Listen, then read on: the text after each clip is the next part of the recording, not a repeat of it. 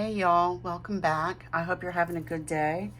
So I need to make a policy pocket page to go in the journal that I'm making for the Dear Julie December to Remember challenge. And this here was giving me a fight because I don't have a punch that's this big, and so I had to stop the video because like 20 minutes I'm fighting with this here, which is a staple remover. This here, which I tend to cut myself with. This here, I tried it, and so it took me about 20 minutes to get this on. This rivet here with a washer, or grommet, I guess it's a grommet and a washer. And this is the guy that I use to put it on with. This actually comes out and this comes off, and it's got 3 different attachments to it that I can use 3 different sizes. This is the middle size that I'm using right now for this. But so just to catch you up to speed, this is what I'm doing. We need a policy pocket page with a ribbon with, what is it called? Dangle wrap closure. And so I had done this already just to see if that was gonna fit, if the hole was big enough for that to fit through, and it was. So I got half of that done already. But what I did first was I put these 2 pages on, and then I put this on and that on, and then I was going to put that on, and it took too long, so I stopped the video. And so let me flip it over and show you what I did. So this here is the journal that I'm working on, and it's going to go in here, and I don't have any washi tape that is holiday themed or that is any of the colors in here that would make it match. And so what I did was I took some indoor outdoor patio paint, and it's from Deco Art. It's super thick, and so I would imagine that I've had it for quite some time, and I don't know where it came from. It just appeared. So what I did was, to replace the washi tape, I just painted around the outside of it on both sides. So this is what you're going to see. And you will see that the inside is a policy envelope, but that's okay. That part doesn't matter. And so we're going to flip this over. Those are the papers that I'm going to put in it. And these are going to go right here like this. Okay. I pre-cut everything only because when I hop on here and say it's going to be just a real quick video because I need to do this or I need to do that, do that, whatever it is, and then I look up at my TV and I see that 30 minutes has gone by, and I'm like, oh, that is not a quick video. And I do live out in the country, and so my internet connection is not that great, and so it takes forever for a video to upload if it's like more than 20 minutes. So I try and keep them at 20 minutes or less. So I do a lot of things off camera that I know I can get done, like pre-cutting or pre-painting, because I know you don't want to sit here and watch paint dry. Okay.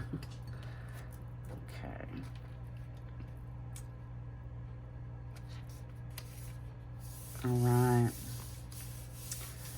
And so I have, I know I have kept saying, oh, I'm going to get something together for you for making my 100 mark on my subscribers. And so when I got up yesterday, I had 153. And so I started a Ko-fi, I'm not sure how you pronounce that, but I started a Ko-fi page. And I put together some winter background digitals. It's a set of 5. And that's in there for free. I will link it down below. So you can head on over to that page and download these for free. And this is just the pages that I'm going to put in here. So it's going to, even though it's a policy pocket page, it's going to be a mini journal. So these were, this is printed on just regular copy paper, but it had that white edge printed around, and so I pre-cut that off too. So just to ensure that it's gonna fit and I don't have to do any more cutting on camera, I just went ahead and cut that off, and I just cut off a 1/4 inch all the way around, just to make sure that it's gonna fit. So I hope you like these digitals. I usually get most of my digitals from the Graphics Fairy, and I just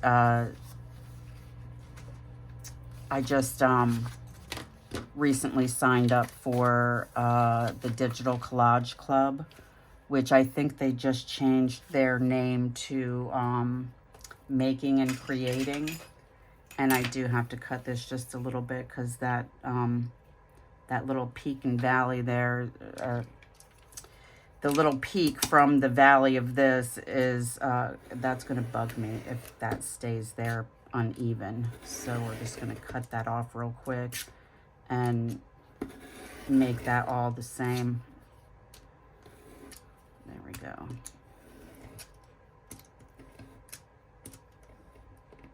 Okay, and just to make that smooth, I have a little sander here. Let me get that little sanding sponge. If you don't have a sanding sponge, you can also use a fingernail file. I keep those handy too. They work real well. And when you sand the edges of the paper like this, it makes them really, really soft. So let me just get the, let's see what we got here. Get that edge. Okay. So, and I'm just going to bind this like a regular journal would be bound. So it's going to go in here like this, and we just need to find where we're going to put it.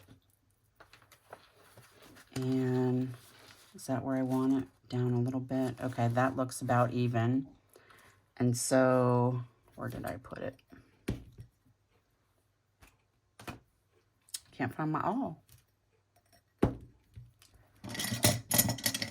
Man, I've been looking for this forever. Of course, it's right in plain sight. Right, now I lost my awl. Okay, well, I lost my awl, so I guess we're going to use this. This is actually a seam ripper. Okay, so we're going to try and get the approximate center here, which is about right here. I can't believe I lost my awl. I hope this works and I don't break it. All right. Okay, and then we're going to go up about an inch. Just going to eyeball that. I'm not going to measure it. There it is. Okay. All right. And then we're going to do the same thing over here, about an inch in. Just eyeballing. And that's an inch from the paper, not from the edge of the thing there.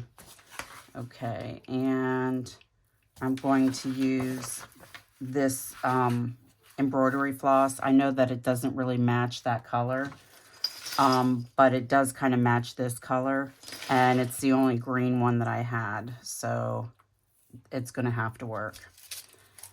So we just need a needle. Let me try and find a smaller one, because I don't want to tear the page any more than I have to. Okay. Let's see if I can get this on the first try. No, that.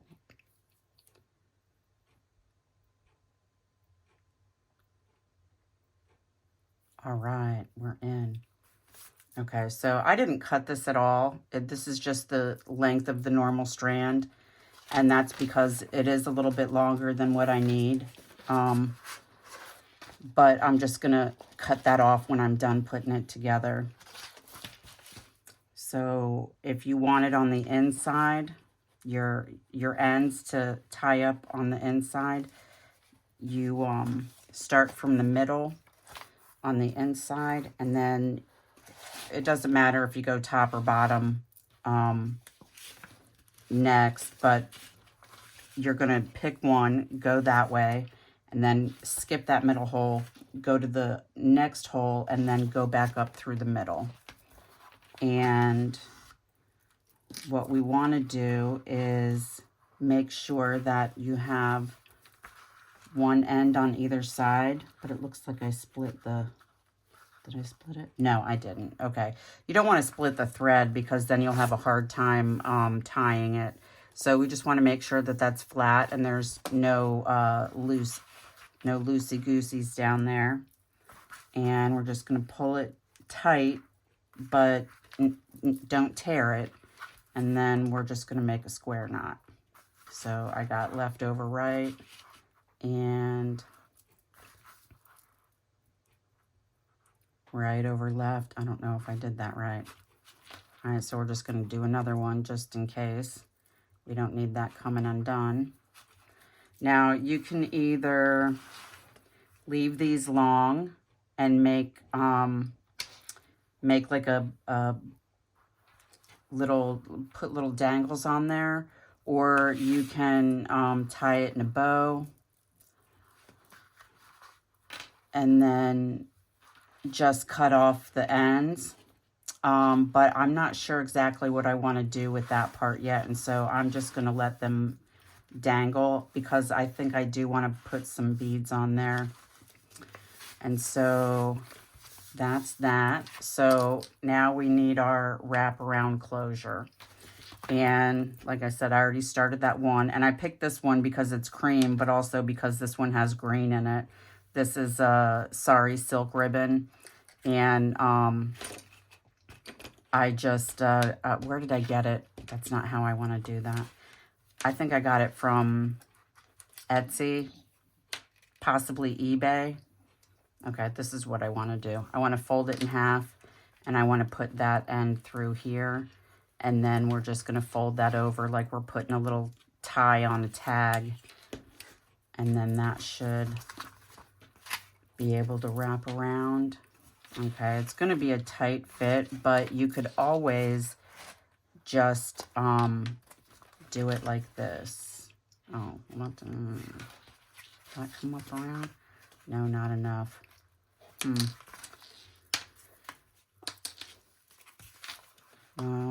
Depending, you know what? Let's see if we can undo this knot here. And then pull that down just a little bit. I think we're going to be able to do that. Okay. I'm going to use some tweezers here, see if that's going to make it come undone a little bit easier.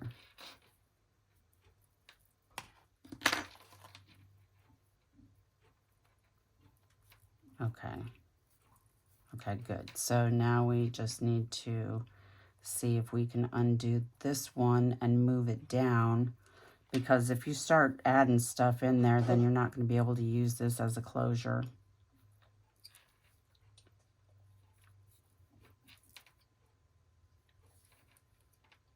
Oh, so I'm going to sit here and fight with this one too. Okay, I'm not going to sit there and fight with that. So this is what we're going to do. We're going to put that knot back there where it was. And then we are going to undo this a little bit. Actually, we're going to undo the whole thing. And then we're going to make one of these longer than the other. And then that way you'll be able to pull behind the one that's longer. And then tie it in the middle. Yep, that's what we're going to do. Is that going to be long enough right there? No. Okay, so one of those sides needs to be... Which one needs to be longer? the one with the bead on it. Okay, just a little bit longer. So I'm gonna do that a little bit and pull that one shorter, pull that one and make it longer, and then that should make it work. So we're gonna pull this one behind, wrap it around, and then you can, yeah, you'll be able to tie it just like that. Okay, so let's make sure that this is nice and tight and it's not gonna come undone. And then we're gonna take our other bead and just string it on here. And then tie a knot at the bottom.